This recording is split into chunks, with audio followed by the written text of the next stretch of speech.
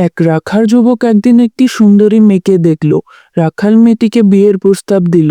মেয়েটি এই প্রস্তাবে রাজি হয়ে গেল। তারা দুজনে মিলে গেল কাজীর কাছে বিয়ে পড়ানোর জন্য। কাজী মেয়েটিকে দেখেই নিজে পছন্দ করে ফেলল এবং বলল, ও তো রাখাল, আমি তোমাকে বিয়ে করব। এতে রাখাল ও কাজীর মধ্যে ঝগড়া লেগে গেল। এবার তারা তিনজনে মিলে নালিশ নিয়ে গেল পুলিশের কাছে। পুলিশ মেয়েটিকে দেখে বলল, ওরা দুজনে বাদ, আমি তোমাকে বিয়ে করব। এবার রাখাল, কাজী ও পুলিশ এই তিনজনের মাঝে গোলমাল লেগে গেল। মেয়েটি এবার বলল, ঠিক আছে, এবার একটা কাজ করো, আমি দৌড় দিব আর তোমরা আমার পিছনে দৌড়াবে।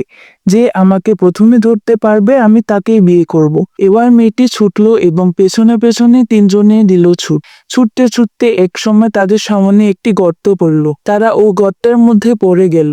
বন্ধুরা, ওই সুন্দরী যুবতী মেয়েটি হলো দুনিয়া, যার সৌন্দর্য আমরা যেই দেখি মুগ্ধ হয়ে যাই আর তার পেছনে পেছনে ছুটতে থাকি। কিন্তু ছুটতে ছুটতে আমাদের সামনেও কবরের গর্ত এসে যায় আর আমরা ওই গর্তের মধ্যে পড়ে যাই আর দুনিয়া আমাদের হাতছাড়াই রয়ে যায়।